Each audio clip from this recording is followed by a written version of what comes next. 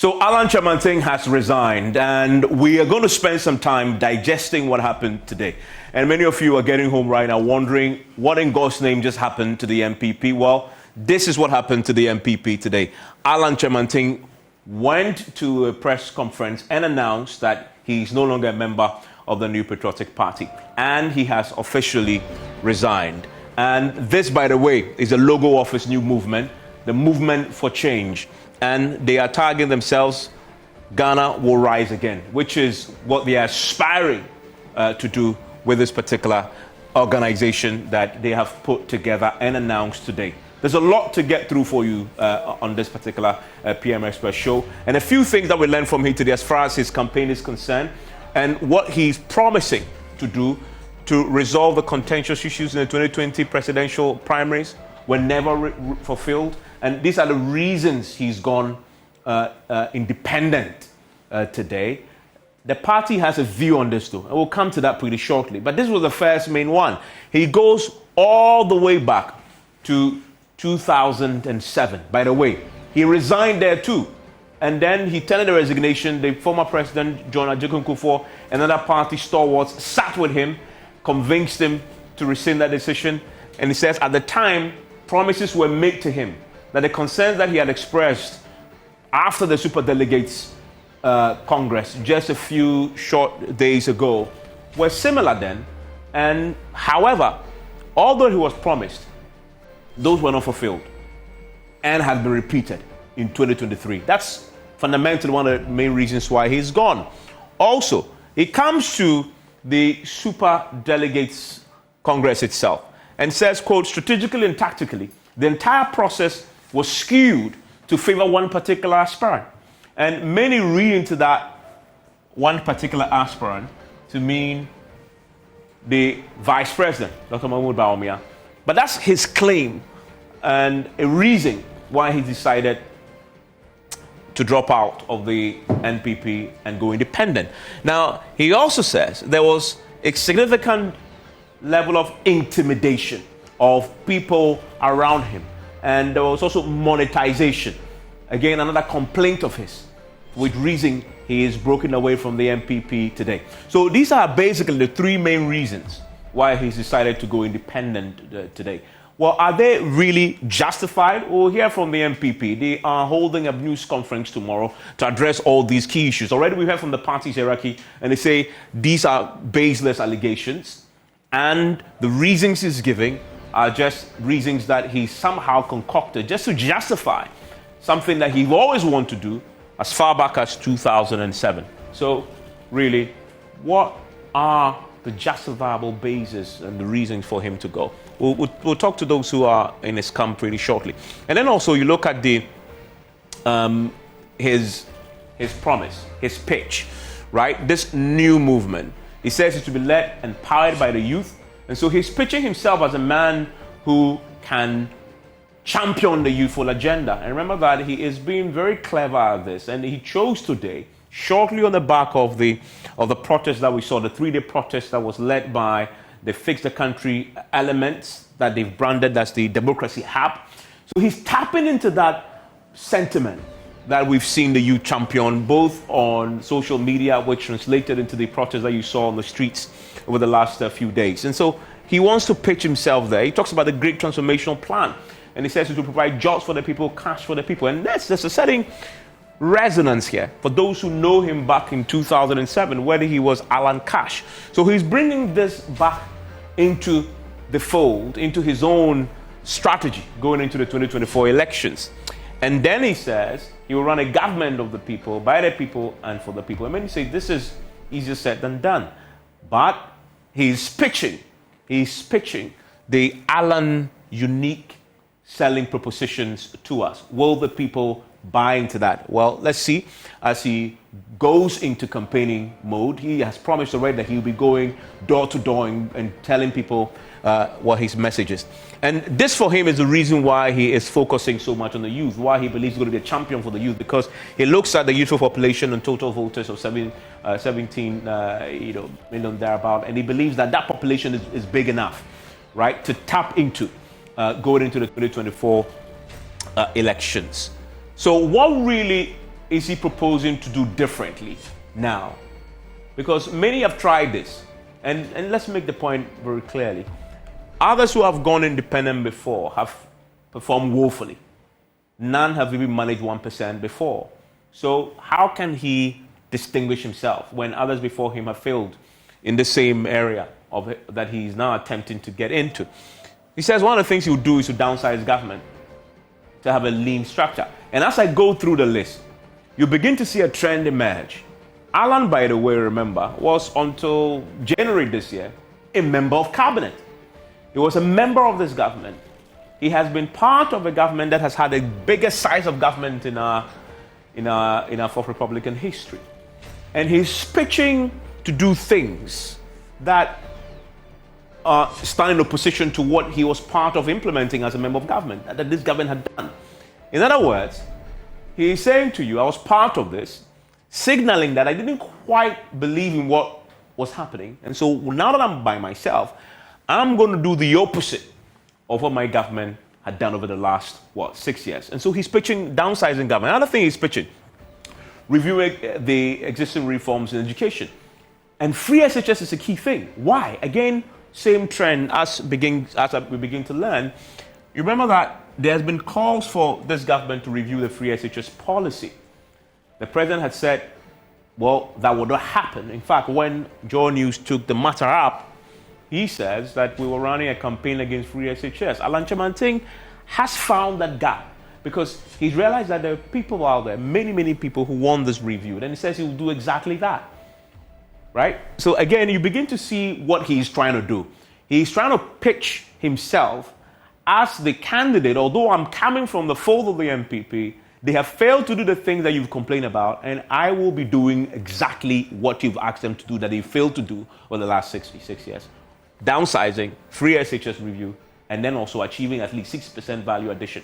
And remember, this was a key campaign message for the NPP in 2016, a year in which Alan Kyerematen was on a campaign trail and campaigned quite strongly that they're going to turn us from taxation to production, they're going to change the gorgeous big economy. He says this is something that he plans to do as well. The NPP are clearly not succeeded in doing that. And then he talks about private sector inclusion in national development efforts. And many have said expand the brains that run a government. And don't run a government based on loyalty. Run a government based on competence. And he wants to go into private sector to bring them into the fold as well. And there are a few more others that he puts up there. But again, if you look at him going into, now that he's standing as an independent, where is his base? His base is in Ashanti region, many will say. That's where he traces his own roots from. But as an individual, running in elections, internal elections, how has he performed? If you look at 2007, when he first stood there in that very acrimonious party congress at the University of Ghana, which he cited today, he had 32%. That was his best performance yet. And then there was a suggestion, he says, that, and you see his campaign messages when he was running to be the flag bearer of the party, that it is his turn, that a certain promise was made to him that when the current president leaves the scene, as far as the party is concerned, he then takes up the mantle. That's where the grievance really started. He himself didn't mince words about this, tracing his own grievance to 2007. But that's where he had his highest performance in the party. And then you come to 2010, where he had 19.91%. But the bigger point to note is the downward decline that he's faced anytime he's come up within the party asking for delegates to vote for him. He's been performing poorly over the years, as the statistics tell you. It's a downward decline. And then come the Super Delegates Congress, which is the last straw that broke the camel's back, where he had 10.29% of the votes. And if you look at it, it's the third best performance yet in any internal party primary. But then, if you look at this in terms of how he's performed with the delegates, is he really that popular among the NPP rank and file? Because his strength going into 2024 as an independent candidate is taking votes away from the NPP, right? And the die-hard folks, many of them are delegates as well. But how does it replicate itself among traditional NPP voters if he's not been that popular among their own ranks, especially in a place like the Ashanti region? I want to go there next because that is a very important point to observe. And this is the Ashanti region analysis that we've been talking about, and it is very important. what happens in the Ashanti region when Alan is in it or out of it as far as internal party elections are concerned. And you look at 2004, and one of the key points to note, Ashanti is so critical to the NPP's fortunes that each time they are above 75, they win the national elections. If they are below 75, they lose the national elections. As you see in 2004, 77% they win the national elections. Go to 2008, they drop below 75%, they lose the national elections. If you go to 2012, they again drop below 75%, they lose the national elections. If you go to 2016, they climb above 75%, they win the national elections. You come to 2020, they drop below 75%. They are in government, but I must argue that in 2020, you see an outlier effect. I mean, when do you ever see that a party wins the central region, for example, Greater Accra region, and still manages to still remain in opposition? That will happen in 2020. And so you begin to see that this possibly is an outlier. But then you begin to look at the Bawumia-Alan factor playing in here.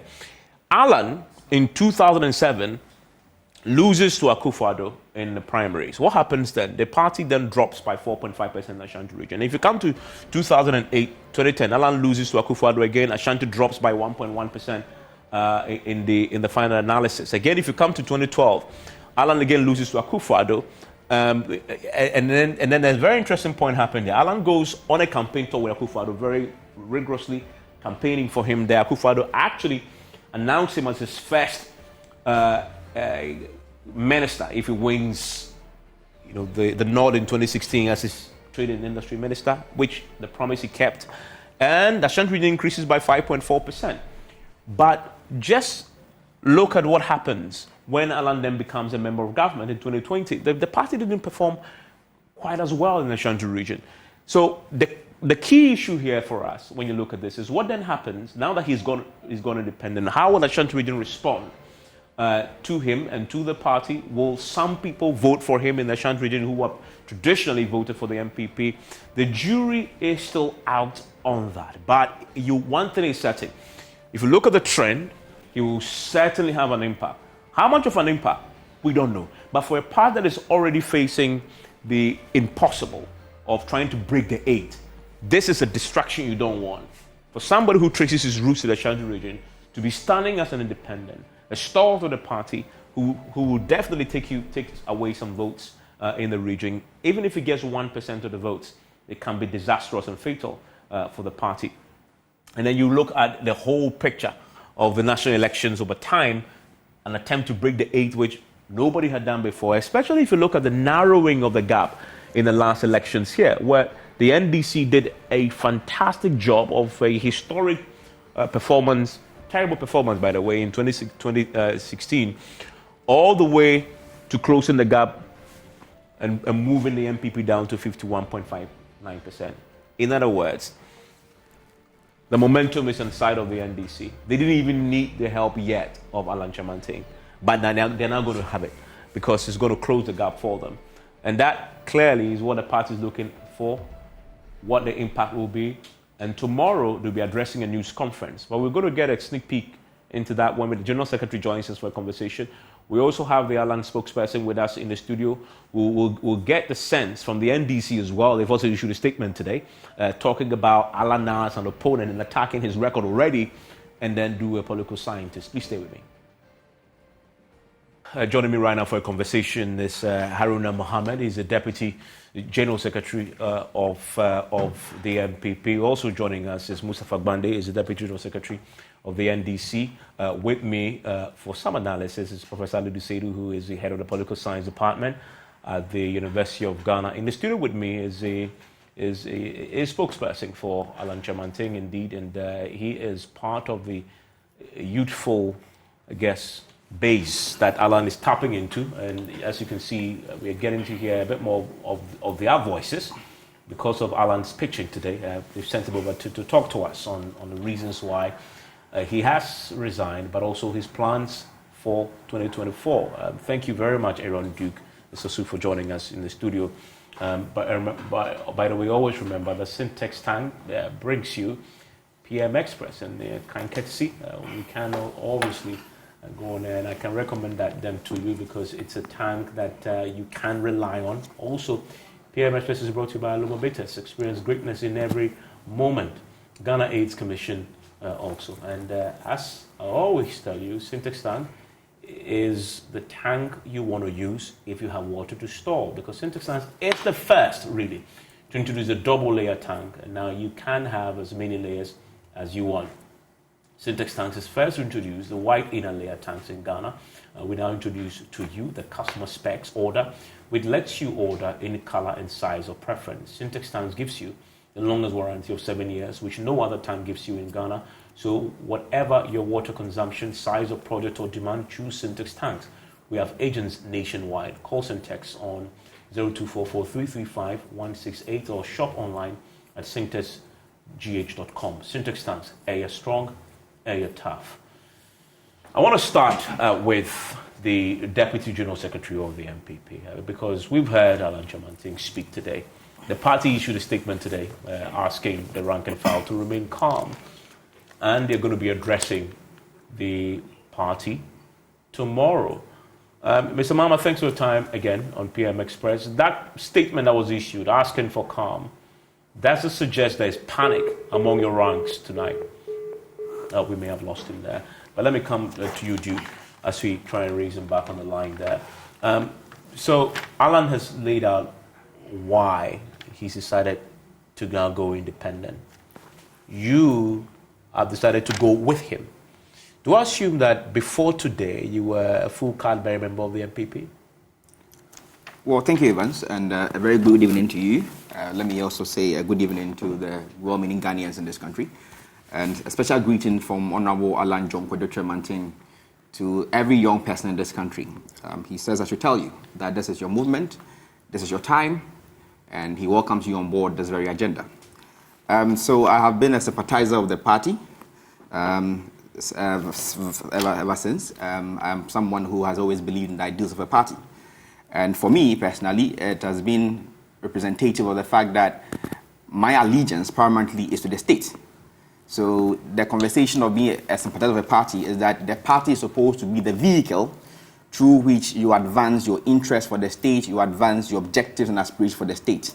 So that at every point in time, you need to pitch your allegiance. So that when the vehicle that is supposed to propel your vision, your ambition, your what you believe is relevant for the state, when that vehicle begins to crumble, it is important to take a stance that you believe would represent the projection of the ideals of the nation, will represent the projection of the interests of the nation. And I find Honorable Kyerematen to be a man who represents those very, very values of nationhood. And so you've joined it. Oh yes, I've joined the party Absolutely. today. The party today is clear that once you join him, you declare support for him, you immediately cease to be a member of the party. You are expelled. You know that you are, as of tonight, because the mere fact that you are on this show alone advocating for Alan Kyerematen, you are expelled from the NPP. You accept that? Oh yes, Okay. But what I cannot be expelled from is my allegiance to the state. The fact that I have an obligation to defend the interests of this country within the confines of the Constitution. I have an obligation to defend the values and principles of the founding fathers of this nation. And so at every point in time, what is paramount is not me being expelled from a certain structure. What is most important for every young Ghanaian in this country is that at every point in time, you must defend this country such that you must propel narratives, you must spell out principles. And the NPP has failed to do that for you. Terribly. How long have you been a member of the party? Once again, I mentioned that I'm a sympathizer of the party to the extent that I'm not a card-bearing member. Oh, so you're not, so you're no. just a But sympathizer, and I think that okay, that's no the problem. Yeah. Let me bring in Mr. Mama, who joins us right now. Mr. Mama, your party issued a statement today asking the rank and file to remain calm. Goodness me, we may have lost him again. But let me bring in Professor Aludu, who is the head of the political science department, into the conversation. And I will hear from the NDC very shortly because they also have a stake in this matter. But Aludu, it wasn't a surprise, was it, that Alan declared that he is going independent? It had been rumored for quite a while. In fact, this started in 2007.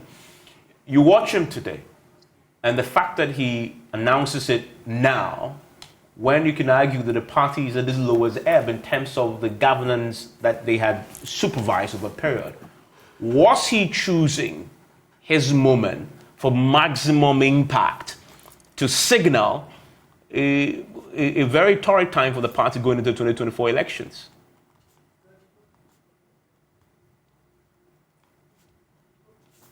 Hello, Seidu. Please unmute for me. Okay, tragically, I can also hear him, but I know that I have Mustafa Gbande with me. Hello, Mustafa. Oh goodness. Yes, I'm grateful. At least you can hear me. I can hear loud and clear. Great to have you. The NDC today, I saw the communications office of the party, say, for example, that look, Alan is now going to be an opponent, but let's be honest about this. This is good news for the NDC, is it not? I mean, at least you have somebody, a stalwart of the NPP, who's broken ranks right now and expected to take away some votes from the party.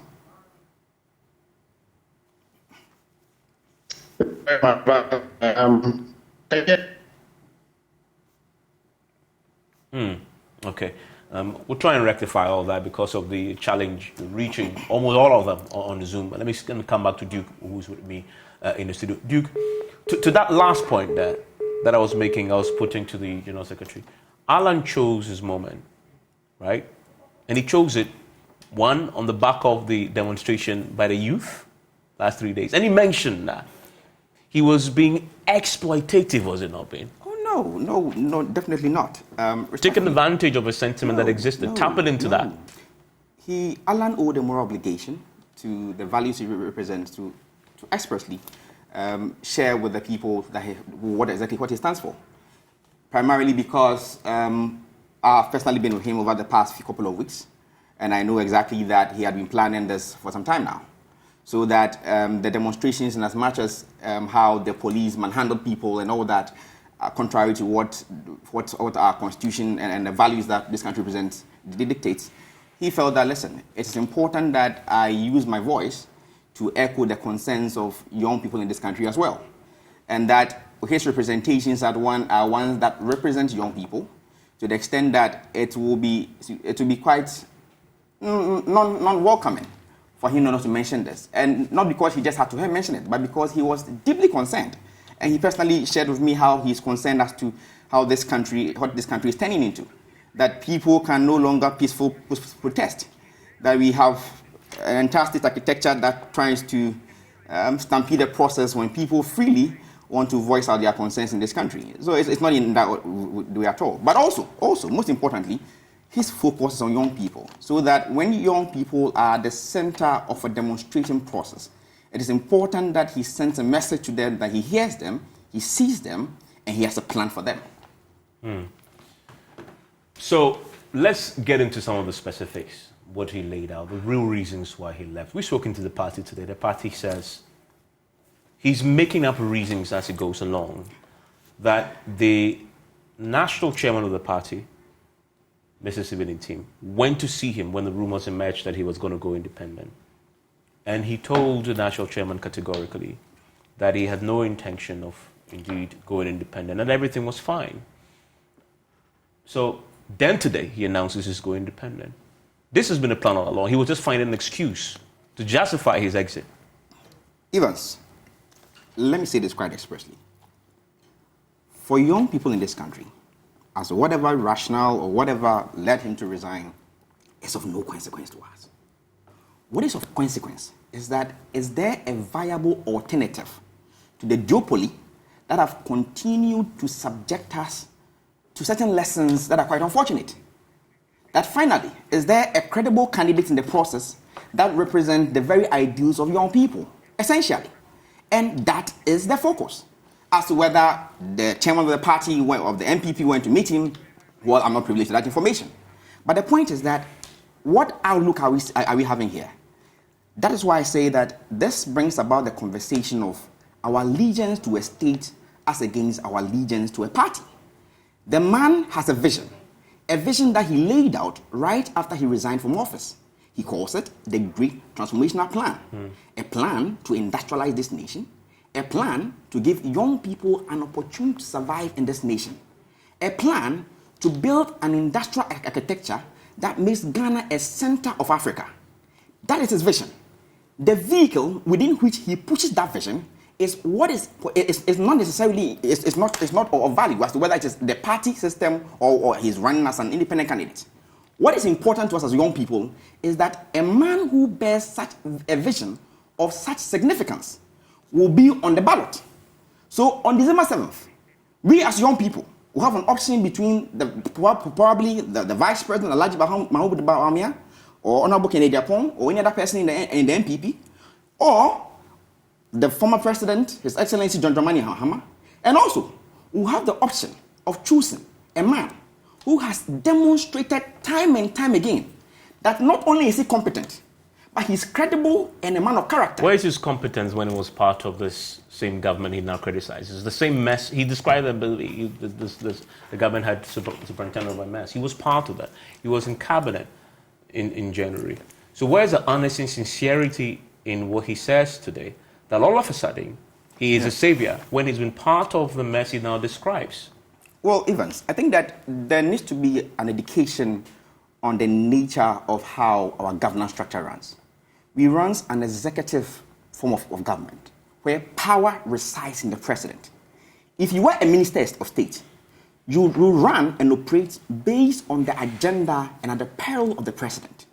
What it means is that at the end of the day, it is the agenda of the president that is being run. What Alan says is that, well, I was part of the government. I run an agenda. As Minister of Trade, I distinguished myself in whatever I was asked to do and whatever I did. Whatever happened in other areas of the government, the president is responsible for it. Essentially, what he says now is that based on my years of consistent proving of a track record narrative. Where is that proven track record? Come on, Evans, respectfully. Alan Kyerematen is probably one of the few politicians who have not only proved themselves in the political game, in terms of political leadership, but in private sector. We can talk about what he did with UNDP under what they call the NPP, where he established multiple businesses in about 13 African countries. We can talk about his role as Minister of Trade and the former President Kufuor, where he served as Minister of Trade and also as the head of the President's Special Initiatives. Yeah, which was not exactly a success. Really, it wasn't? The overwhelming verdict on that, the Cassava Initiative, for example, of course something was started. Never fully realized the full potential of that. He then becomes in charge of executing one district, one factory. As at the time he was leaving, again, hasn't fully realized his potential. So you analyze the fact that we can pick and choose on the fact that a man establishes a 1D, 1F project. That has created jobs for thousands of people. Then we pick out a narrative of probably one of these factories that, in someone's perspective, might not be yielding whatever dividends he expects. And we say that out of the one or two, then the entire conversation is wrong. Hold on for me. I want to bring in the Haruna Mahama, who is the General Secretary, the Deputy General Secretary of the NPP. Mr. Mahama, can you hear me? Hello, Mr. Mahama. Yes, can you hear me, sir? Great. The party issued a statement today. You're asking your rank and file to remain calm. Is there panic among your ranks? First and foremost, I want to say good evening to your charity here, and I want to apologize to them for my inability to join my team. No, we have taken this legislation exercise very seriously, and I'm currently in the north purposely for that registration exercise. But out of respect and value for multimedia, I have taken the freedom to speak very little on this particular matter, pending the statement by my boss, the General Secretary of the New Patriotic Party. Absolutely, there is no panic in the NPP. The NPP is a national party, and we are much more united by our diversity of ideas and the strength of purpose. And that's what we stand for.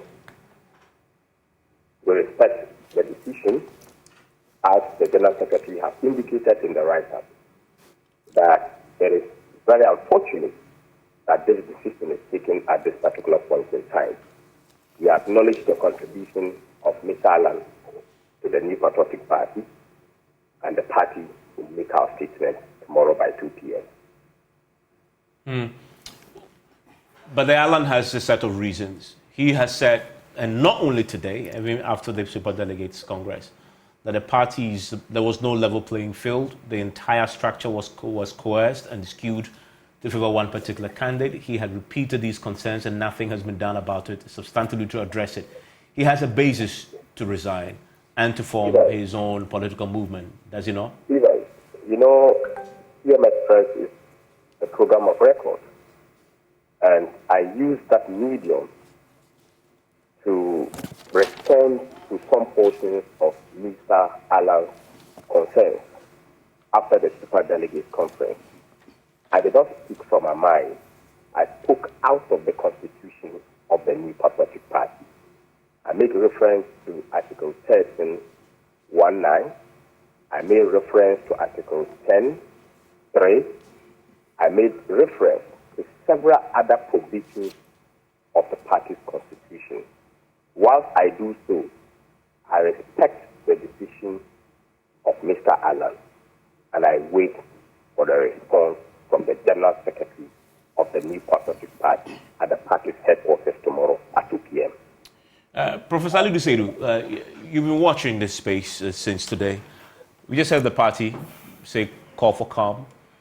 Is this a fatal blow to the NPP ahead of the 2024 elections?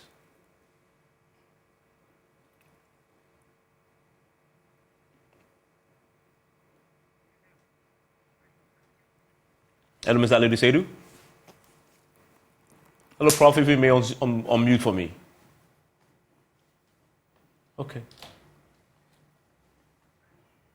Unfortunately, we're still having challenges with Dr. Ali Dusedu. Let's try again. Hello, Prof. Can you hear me? Okay. I'll bring in now the Deputy General Secretary of the NDC. Mr. Bande, can you hear me? Hello, Mr. Bande. I can hear you, Evans. Fantastic. I was asking you, this in your favor, does it not? The NPP is currently thinking about what to say tomorrow. The NDC should be jubilating tonight. Are you? Most definitely. I mean, we have been vindicated, Evans, because we've told Ghanaians that there are deep-seated cracks in the NPP as a result of heightened corruption and interest, because I've stated that the President, Nana Akufo-Addo, will do everything possible in his might to ensure that Bawumia becomes the flag bearer of the NPP as a cover-up for his crimes and sins, because he does not want people who are not within his kitchen cabinet to take over the party so that they will uncover some of the things he have done. So clearly, in that quest, there seems to underrate the fact that Alan Kojo Kyerematen comes from the Ashanti region, and for that matter, a royal. We have already stated the deficit in terms of MPP's contribution to the Ashanti region since assumed power.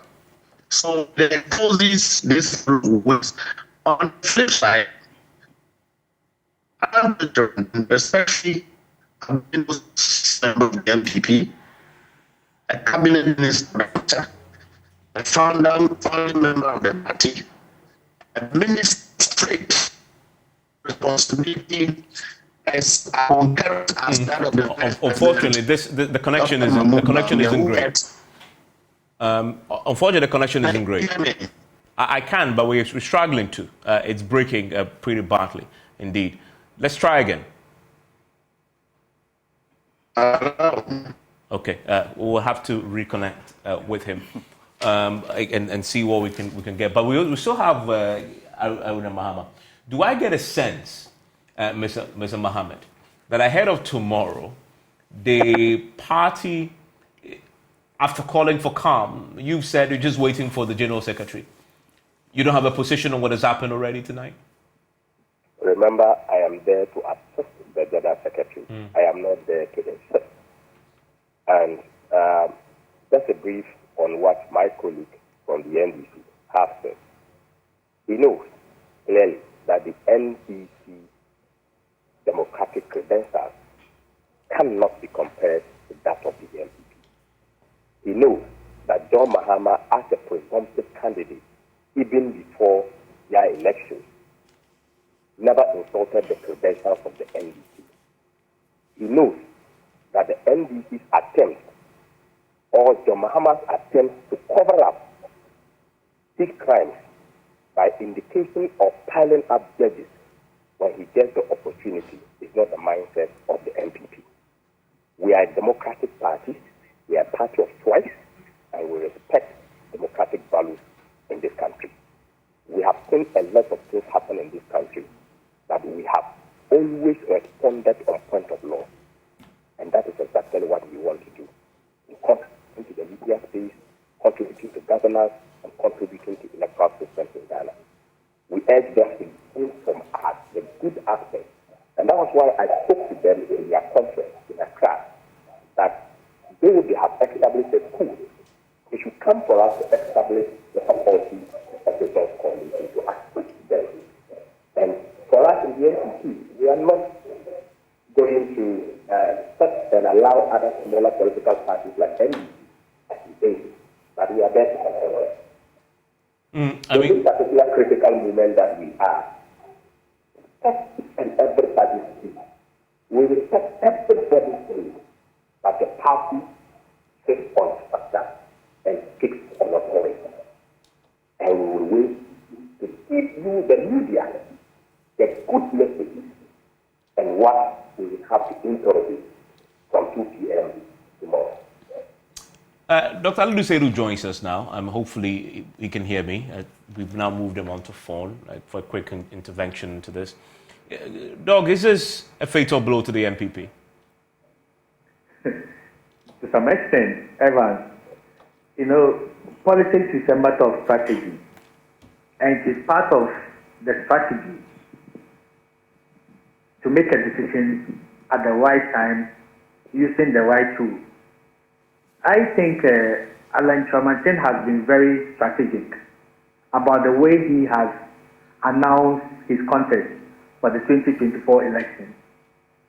And if you look at the history, Evans, you know it, independent candidates have performed poorly.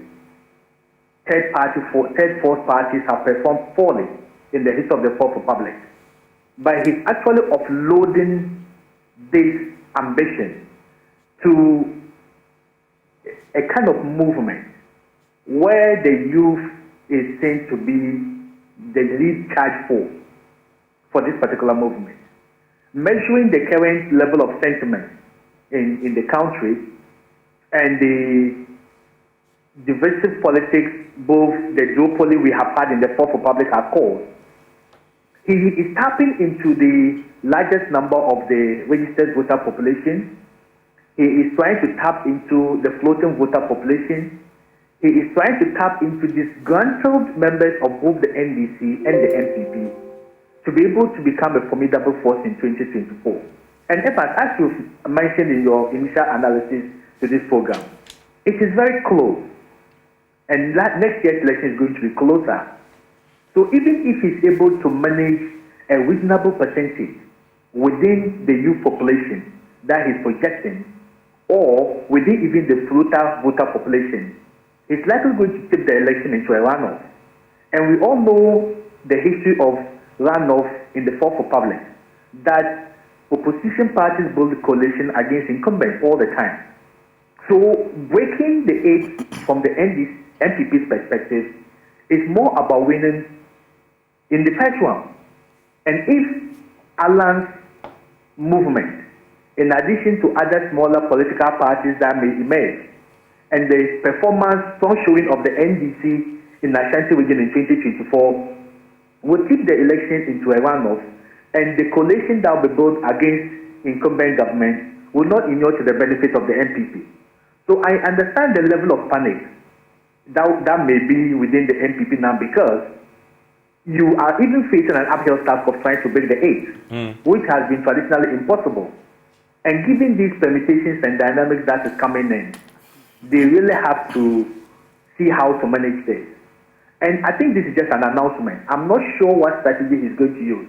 But my thinking is that, and as he mentioned in his press conference, that he's going to offload this campaign to the youth, who are the future of this country, and see how they take their destiny to their own hands. It's a very strategic way of building into the momentum of the nation.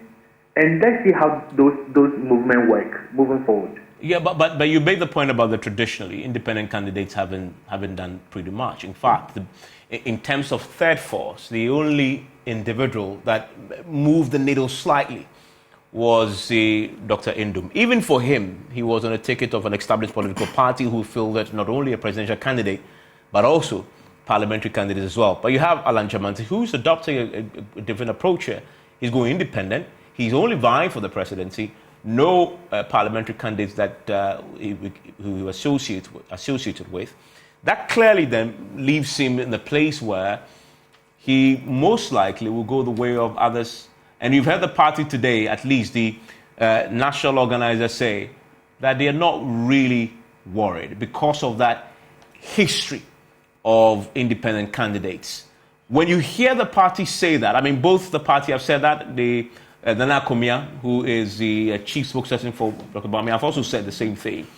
How much value do you place on that? Is it just political bluster, or really you can discount the Alan factor going into the election as an independent candidate?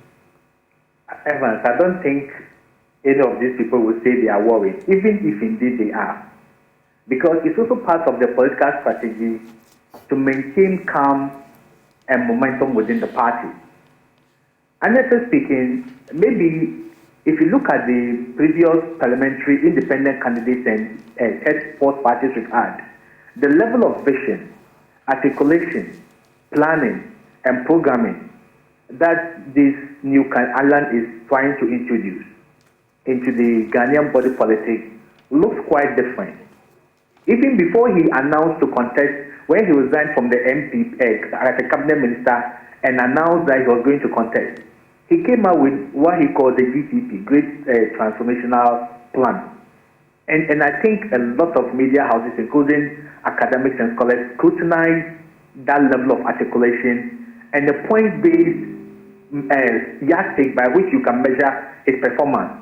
You hardly see that kind of thing. He has given himself out, this is basically what I'm going to do, and this is the basis for measuring it.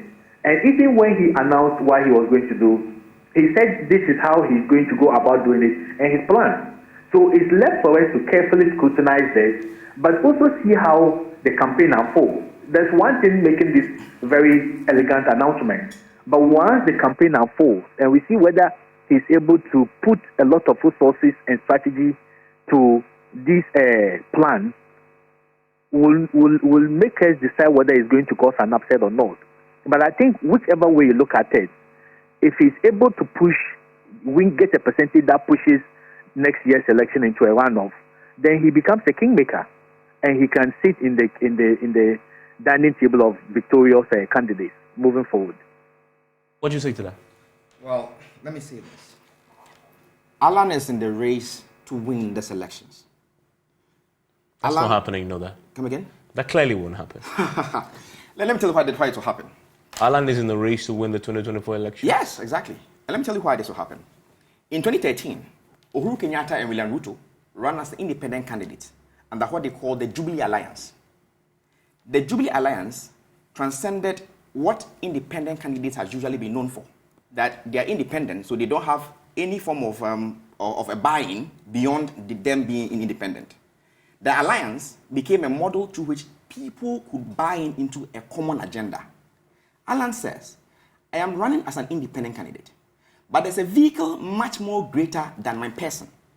I call it the movement for change. Yeah, you cite Kenya, but their political architecture is quite different from ours. We have a very entrenched, settled two-party state. There are similarities. The similarity is that where there is a viable alternative to a duopoly that has proven to take the citizens for granted. The citizens. But this argument, we've had this argument for many, many years. A lot of those who come touting to become a third force or wanting to become a third force always cite the fact that there's a duopoly. And yet you still see NDC and NPP, their core base of 4 million and 5 million, very stable. Evans. Alan Kyerematen is distinct from any other candidates on that very metric. There's a man who is deeply rooted within the political architecture of this country. Yeah, but he's a creator of the NPP. Yes, he is. And within the NPP, even within the NPP, his performance is what I showed. He's consistently declined with the NPP over time. The card-bearing members of the NPP, 2007. The card-bearing members of the NPP who determine the electoral process are well over 200,000. The NPP needs about 7 million people to win an election. So the 200,000 people who determine the electoral outcome that determines who becomes the flag bearer are just about 2.9% of how many of the percentage of people who end up voting for the NPP. That's true. It means that there is a potential existing national appeal. We cannot make a determination of the popularity in this country based on a 2.9% or the number of people who vote for the party. Nobody's saying that. The point I make to you is he is a creation of the NPP. And within his own ranks, you have to test your own constituency first before you begin to sort of go into the national arena. Within his own ranks where he was created, he hasn't resonated. No, especially. Even where he believes to be his own base in the Ashanti region, he's consistently underperformed there when he's come up against other candidates. That is largely subjective in the sense that, once again, I pitch against how many people vote within the party as against how many people will call themselves sympathizers of the party. It means that popularity within the party transcends voting trends. It means that there's a potential market of value that exceeds how many people will go and cast their vote in a primary election base.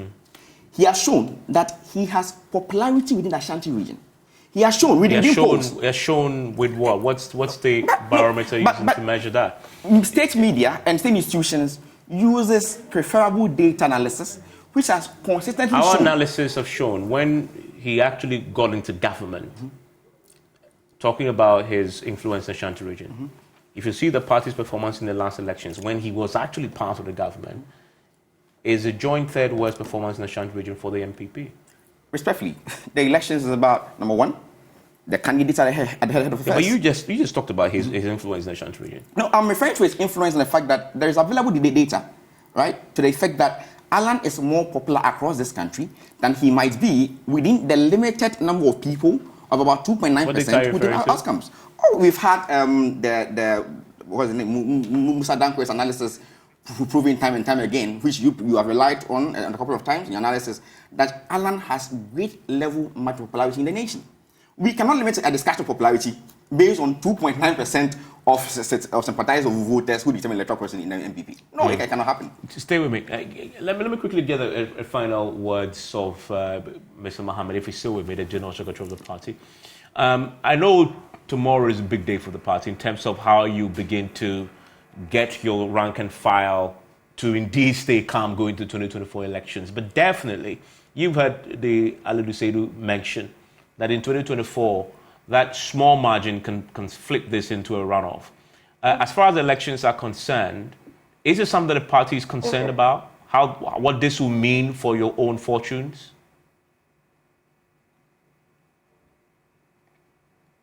Hello, Mr. Mohammed. Hello, I can't hear you. I'm driving down the issue about what this, in reality, will mean for your own electoral fortunes next year.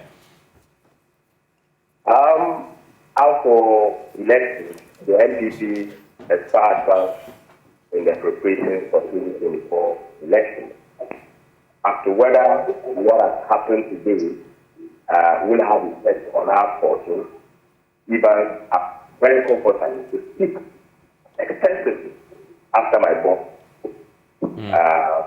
on this particular matter. You know me, Aruna doesn't yet speak on facts. However, you know that the party has a structure, and I must tell you that we don't fear anything at all. Okay. Our decision to break the date is still intact, and the party will move back to the task period regarding this particular decision by the Senate tomorrow. Haruna Mohammed, thank you very much. And then tomorrow we'll hear what the party says.